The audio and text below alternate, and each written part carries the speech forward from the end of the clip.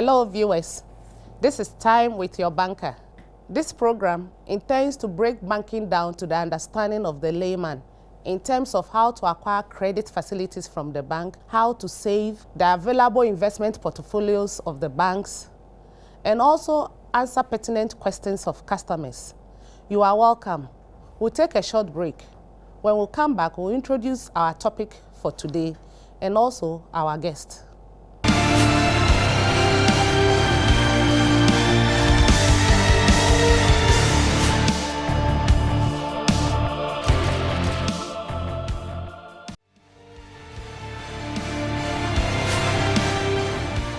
It's a place where you go to save your money if you don't want to keep the money in the house. So if you also have business transitions, you go to the bank, maybe they can borrow you some money to finance your business.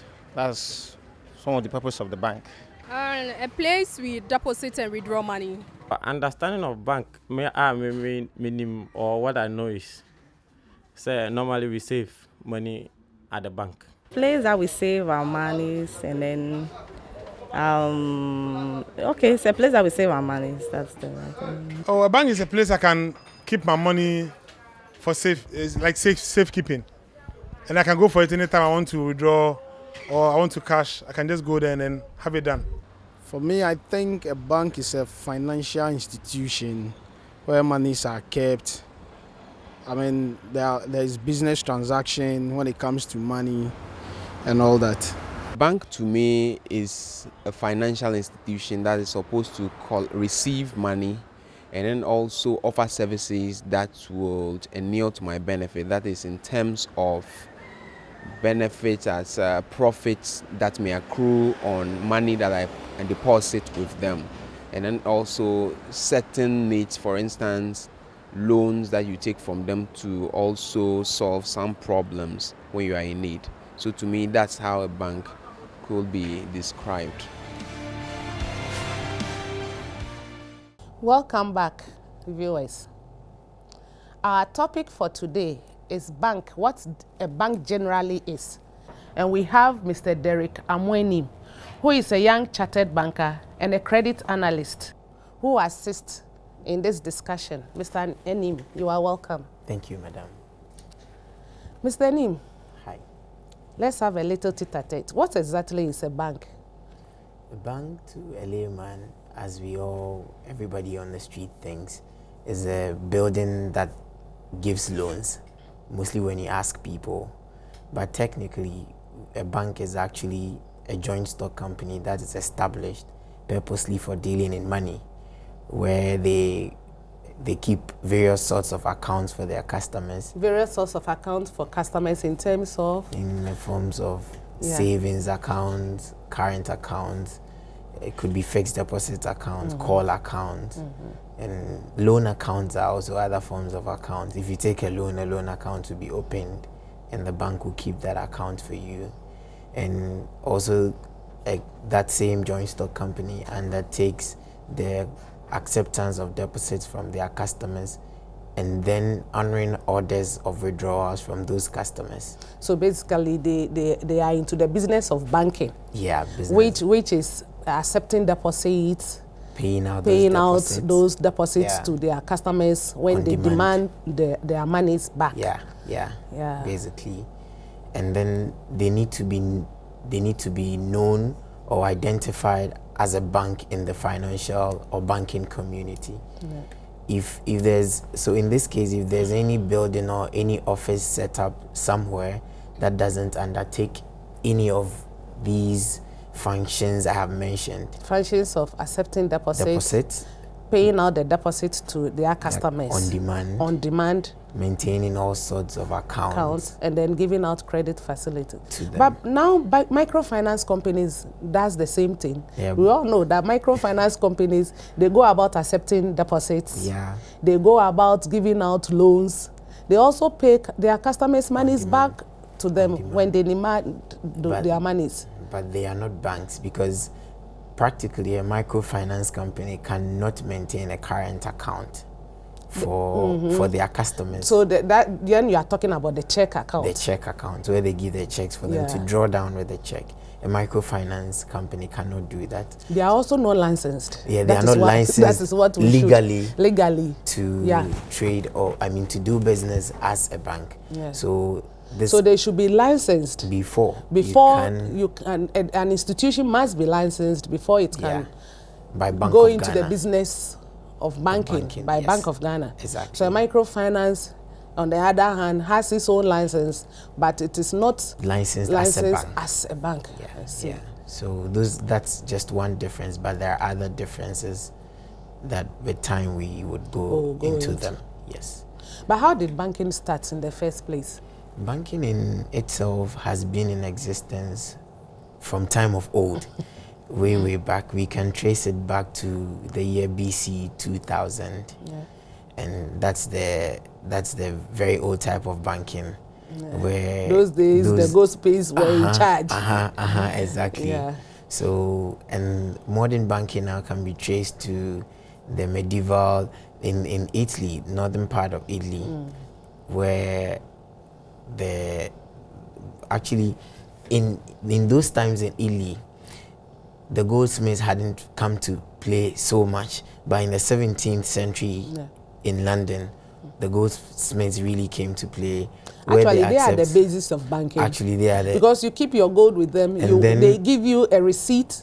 Which is the paper note. Which is the paper note. So which when is negotiable. And when you want your monies back, you just present the receipt and then you take your gold. If you can't, you can give the receipt to someone else to present it and to cash it down.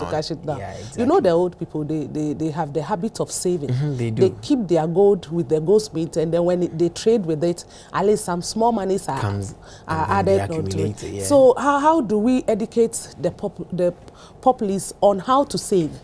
Savings, because it looks as if we Ghanaians, we like spending. We like handling cash physically. That makes us feel on top, I guess. I see. So, savings is a very good practice that we all need to take up and make a part of us. And it's really going to be very good for us as a country and the economy if the people inculcate the habit of savings. I intentionally brought that up because I wanted to ask you, who can save? Everybody can save. School kids can save, businessmen can save, old people, retired. Everybody can keep his money with the bank because they are licensed. Not at home. They are licensed with the Bank of Ghana. But you know, when we come to the banking industry or to the layperson, we talk about a customer. Who exactly is this customer we are talking about? A customer, to us, everybody see whoever you do business with or give services to is your customer. That's to the bank. That's to the bank. Or to the layman. To the bank and to the layman. Immediately the bank that has a business relationship with one person or groups of people in the forms of maybe opening an account or the people keeping accounts with the bank or the bank giving an advice, a financial or business advice, whereby that party adheres to that advice. Immediately, there becomes a relationship, and immediately that person could be termed as a customer. But you see that of late, definition of customers have spanned beyond what we're talking about. All the people on the streets, they are all prospective customers. And as bankers, we need to attract them and then educate them as to how to save.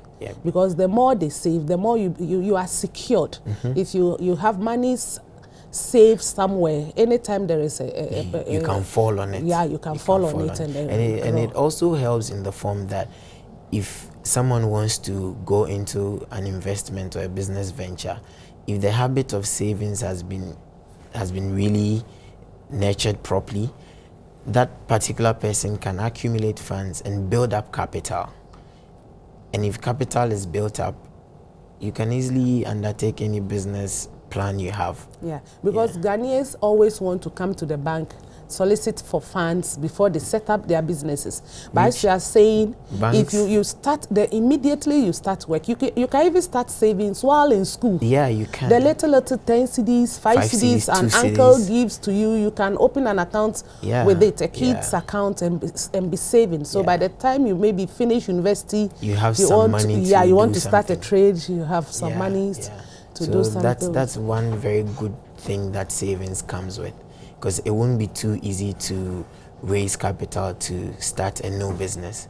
But if you have some savings, you can start with it and further go to a bank to give support to that particular business idea. And another thing too, that some people are customers and prospective customers are not really aware is, if you save with the bank, they always complain. It is your track record. It's difficult getting loans and credit from the banks. The banks don't understand us. Their terms are so rigid. They don't listen to us and see our way of business and support. But if you save and you have your track record with the bank, the bank had known you for several years, assessing credit facility from the bank. When we get to credit, how to assess credit facility, then we'll break it down. Oh, okay, exactly. What are some of the duties of the bank to the customer? Because I know there are a lot of duties the bank, as a banker, we owe to our customers. Yeah. Which we are not doing. Sometimes we overlook them. Yes, we overlook them sometimes. It's not acceptable. So let's break it down to them so that sometimes they can get to understand us. Yeah. So it will not look as if we are always too hard, too reserved. There should be that interaction between us and the customer. So what are some of our duties to the customer? The banker to the customer, there are several duties, and one is the duty the bank owes a customer to keep every transaction or detail of the customer secret. The bank has no right on any note to divulge. I think we should come to that later, because the first duty we have with the customer is that anytime they demands their money, we should pay. Yeah, exactly. That's one duty. On demand, we have to pay their monies because it's theirs. We are just like custodians of the money. We are like trustees of the money. We are just holding the money in trust for them. So anytime they fall on us, we should be able to give their orders they are given for withdrawal of that particular money. Let's look at two things here. We know we have several types of savings with the bank. Yeah. And we have the original savings account that every lay person knows. And then we have the current account, as you've already said. We have that is the check account. Yes. We have the fixed deposit. We have investments. And the call account. Those are the investments accounts. Yeah. So if you have a savings account, you enter the bank. What do you expect to see? Or primarily, if you have a savings account, the only way you can order for withdrawal or taking the money is by filling a savings withdrawal form, which I know every bank has. When you go to the bank, you have it on the counters. You select the savings withdrawal form. But some banks now have this leaflet. It looks like a check leaflet. But in actual fact, they are savings withdrawal forms. They are not checks. They are not checks. They can give it to you to take it home. Take it home. But anytime, since the account is a savings account, anytime you want to withdraw, you must come to the bank yourself. But people think that because it looks like a check, you can give it to a third party. Give it to a third party. No. Yeah. So let's look at that aspect and then look at the check also. Yeah. In as much as the bank has to pay on orders, some basic regulations or lay down principles have to be followed. For a savings account, for you to order and the bank to honor your order, you need to walk to the bank yourself and draw down with your savings withdrawal slip. Unless maybe you are incapacitated. Exactly. And you have made arrangements with the bank that somebody withdraws on your behalf. On your behalf, that you've given your authority to someone. Aside that, you need to represent yourself at the bank And or maybe you have. We'll come to we'll that. come- I was we'll going go to to talk that, I about power know. of attorney. Yeah, we'll go to the but power of we'll attorney, look yeah. at that. Yeah, We'll that's look at more that. detailed. You That know, we one need is- a lot yeah, of we time need to a talk lot of about time that. to do Yeah, that. sure. Yeah. So, with the checkable account, to still on Yeah. the responsibility of paying on demand. Yeah. When the customer issues the check, it should be in the regular forms whereby there's an adequate Regular, mandate, yeah. that's the signature.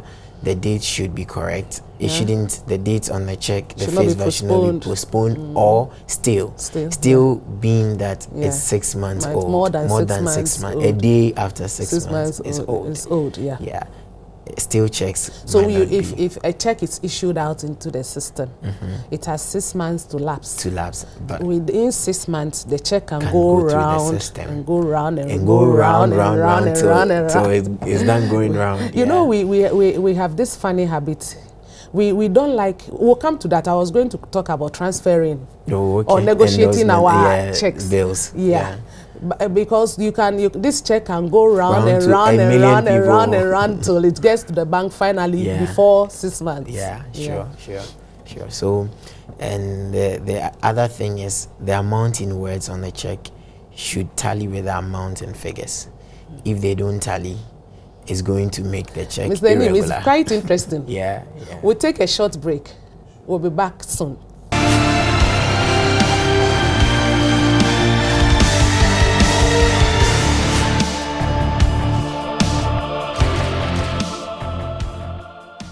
Welcome back, viewers.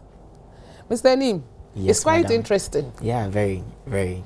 Banking is actually a very interesting topic. But when the layperson stands back, he sees the bank as something that is quite intimidating. Yeah. Perhaps because of the way the bankers dress, the way they carry themselves, and so executive. That's how it's supposed to be as per their ethics.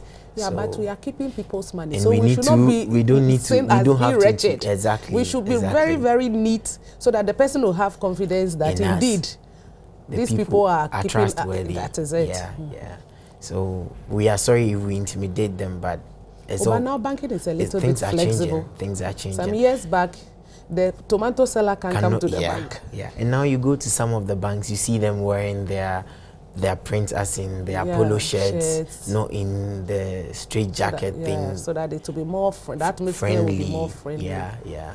So I know with time people will have so much, they'll feel very free to enter the bank anytime. Let's get back to what we were talking about. Yeah. We're talking about the check. Yeah, we're talking And about the it's check. going round in the system. Yeah. Until it's still, Yeah. the check can go round to everywhere. It has to go. Yeah, until it's till- 6 months. Until the 6 or months more. lapses, Yeah. or more. So we were talking about the regularities we need to see on the check. Yeah. So the last thing we were talking about was the amount in words and then amount in figures. yeah. They need to tally. If they don't tally, if there's Then 560, it becomes irregular. irregular. That needs to be addressed when someone is drawing a check. That's the account holder or the drawer of the check. And the payee needs to be spelled out properly. If the payee's name is mistakenly written, it makes it irregular. If it's Kwame Bonsu and Kwame Ousu, it's or Kwame Osebonsu. Osebonsu, Then and you just make write Kwame Bonsu, it might not fly. It has to be the same as the person's name, and that will make your order. So you're telling us the date must be current. It should not be yeah. post-dated or stale. Or stale. The signature, The has, signature to be correct. has to be correct. Yeah. Amount in words and figures should agree. Yeah. And then a name payee. The payee. The one to whom let me use this, the money is supposed to be paid to. We are breaking down it down. for So everybody. a name payee is the same. Let's go around it. The issue is that a name payee, the one that the check is going to be paid to, or the amount of money written on the check is to be given to. Yeah. So he is the name payee. But Ghana, we like writing pay cash. Pay cash. Cash has become a name of a person. Maybe cash amo anyway. So, well, if the customer orders that we pay cash, as a banker, we don't I mean, as bankers, we don't have any other option than to pay cash. That's But now the customer's order. there is this thing coming into the industry where when one steps into the bank, is asked to produce an ID before monies are paid out. You know, sometimes it frustrates the customer. What do you think about it? It does. It frustrates the customer. But in as much as we are trying to have curb fraud, curb fraud, and ensure that we are good trustees on behalf of our customers, we just use these as checks to ensure that we are not paying the wrong person. So, but the issue is that I have my monies with the bank, and I intend to draw part of it. Yeah. So I write my check, and I bring it to the bank. That pay Mr. So-so-and-so. If it is Mr. So-so-and-so, then Mr. So-so-and-so must definitely identify himself. But if it is pay cash, it is fictitious. So if you are telling me that pay cash, I should bring an ID. Well, cash, of course I can bring an ID, but then it still doesn't change cash. anything. It doesn't change Doesn't change anything. So if I write my name behind it and bring an ID and present it, it's like me not bringing any ID at all. Because now IDs are faked. Some are faked. Some are faked. But you know, me. Some, not some all. are faked. But you know, lately there are softwares that are used to authenticate ID cards when you present it. So people who go to the banks with fake IDs, beware. Because I know presently the voter's ID card, for instance, with just a click of a button, it can be known whether it's real, you are the same person, or you are faking it. So some of the IDs can be authenticated, notwithstanding the fact that there are some of them that are fake. But I'm sure these IDs that are collected for cash checks are for record purposes, to track who the money was paid to. But primarily it doesn't change anything. It's better the drawer of the check really makes specific instructions as to who the money to pay is supposed to be paid to. So the drawer should indicate who the money is to be paid to. Specifically. But you know, viewers, people have habits of thinking that the bank can authenticate ID cards that are brought to us. We have softwares that determines the validity of the ID. So if your intention is to present an ID that is fake, we are sorry. We will catch you. Because we will definitely authenticate it. We will definitely pass it through the system to check whether it is fake or valid. So bear it in mind. Yeah, can we continue? Yeah, so we advise our customers that they should do us is a responsibility the customer has to undertake, render to us to help us prevent fraud on their accounts. If you make it specific, as much as you know who you are paying the money to, why don't you make it specific? Pay to Mrs. Betty Aye, and Mrs. Betty Aye presents the check, and the bank gives it to Mrs. Betty Aye, and we are all happy, rather than making it an open cash check where it becomes difficult at a point to trace who the money was given to. Yeah, but you know, some customers also have this habit of signing their checks anyhow. They can just sign signature without writing the... They just sign it, give it to somebody without even completing the check. Or one person has different signatures. He doesn't know which signature he's signing on this check or not. Yeah. And then they also have a habit of changing the style of their signature. I think that as customers, we should be consistent in our instructions to the bank. Exactly. We give to the bank so that it will not facilitate forgery. Fraud. Yeah, you are very right on that. You are very right. It will really help the banks to know, because if your signature is regular and there's an officer working on your account most of the times, a teller, let me say, immediately he or she cites the check. The format is so clear, it's so consistent, the person is very much aware, even without not going into the system to verify, he or she can authenticate it with just the sight of it. So if we are consistent, it helps. Becomes easier for the banks to do their job. To do his or her job and do it very well. Because the more you look at the regularity of a particular check or a signature on a particular check, your eyes gets used to the style of that person. Yeah. Even if it's not purposely to say fraud, you go to the bank and you'll be asked to sit down, hold on, let us check. Maybe call the customer to confirm. You know, is that thing necessary? Well, my brother. Well, principle-wise, calling a customer before you pay the customer's check is not, I wouldn't say necessary, is not acceptable. But I think this thing has evolved as a result of relationship.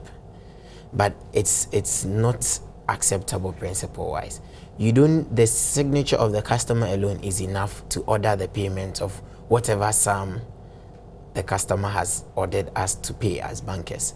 Calling the customer, if you don't get the customer, that means you're not going to pay the money. What about if non-payment of the money will have a negative effect on the customer's business? That's it. All because you couldn't reach the customer. In the vein of protecting the customer, I think we can have a balance. We can try and have a very good balance of knowing how we go about this particular calling thing. It's something we really need to discuss. A lot of customers have issues with that. I've had a lot of people confront me to talk about this. A lot of people have raised concerns. Exactly. Especially where the person holding the check is a holder for value. Exactly. We'll come to that. He's giving value for the check. He's and holding. Then he comes to the bank and he can't access the money. Yes. It's a very uncomfortable situation. I think we'll have to ask the customers or our viewers what their concerns are about this confirmation of checks before payment. Before payment, yeah. We really need to do that.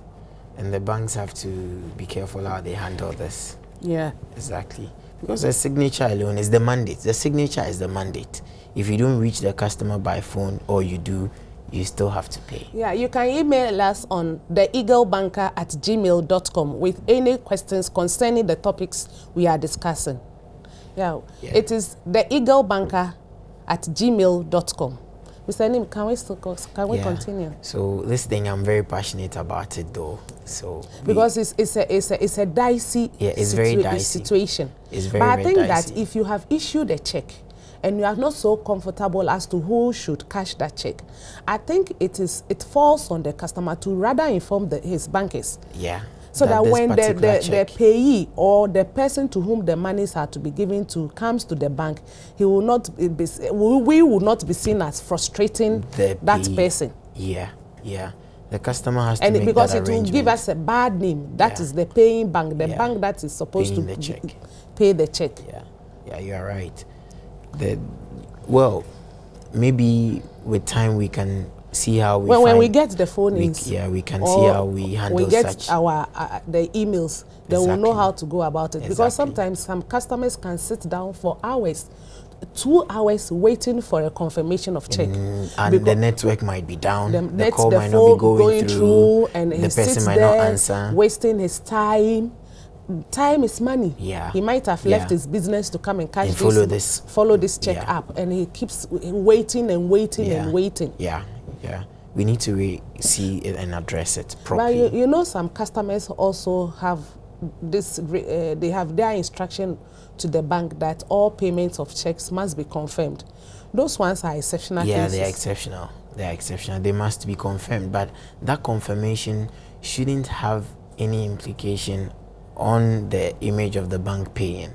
It shouldn't seem as if the bank paying doesn't know its job, as in because you cannot reach the person, I cannot have money. Because some people who are presenting the money, the cash for receipt, a lot of them, let me not say some, a lot of them have knowledge of this particular practice, that the signature is enough. Yeah. So even though the customer has given this exceptional instruction that it should be reached before payment, we still need to be careful about it. Yeah. Mr. Nim, it's been an interesting discussion. Yeah. And we hope to meet with you again. Thanks for coming. It's my pleasure. Hope to be here again. Viewers, this is where we are ending today's episode. Thanks for watching us on Time with Your Banker. We see you same time again next week.